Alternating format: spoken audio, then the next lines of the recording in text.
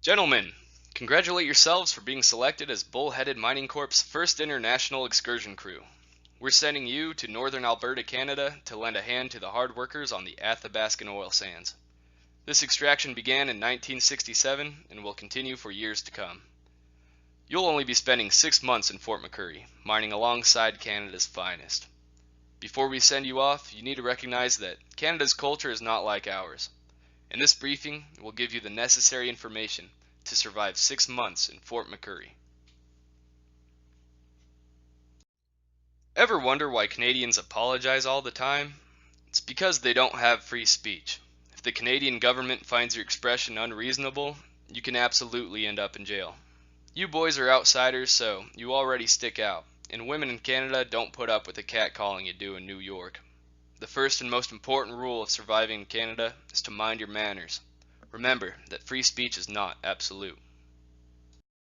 National Geographic has deemed the job we're sending you into as the world's most destructive oil operation, and during your stay, you might encounter locals who reflect that attitude. If you ever find yourself in a confrontation, it's important to remember two things. One, your business in Fort McMurray is only to extract and serve.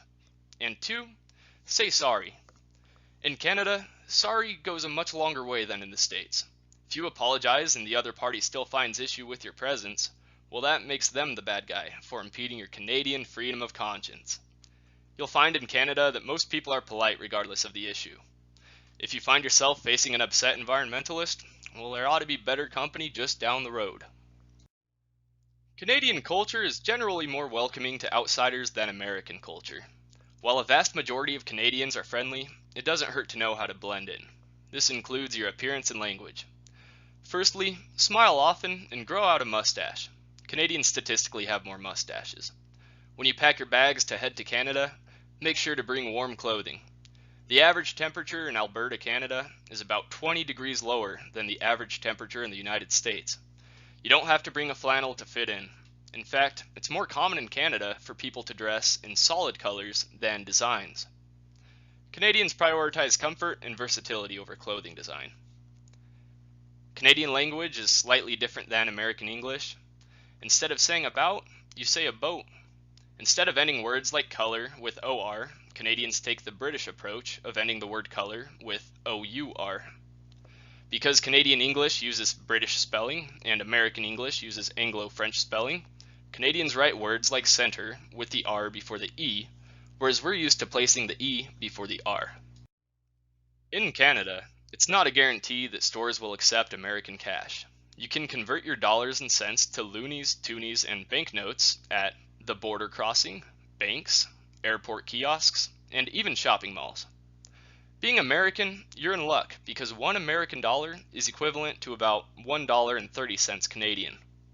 When shopping, you'll find in grocery stores that bags of milk are commonplace, and in Canada, this actually isn't considered weird.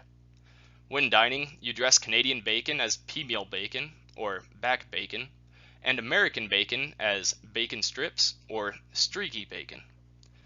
The Canadian bacon we get with our Hawaiian pizzas, people from Canada call that ham. We made this instructional guide to familiarize you with Canadian culture so that it's not out of the water and into the frying pan when you arrive. Now that we've covered transactions, verbal and nonverbal differences, cultural and social differences, and the different laws between Canadians and Americans, I trust your crew to go out and make Bullheaded Mining Corp proud.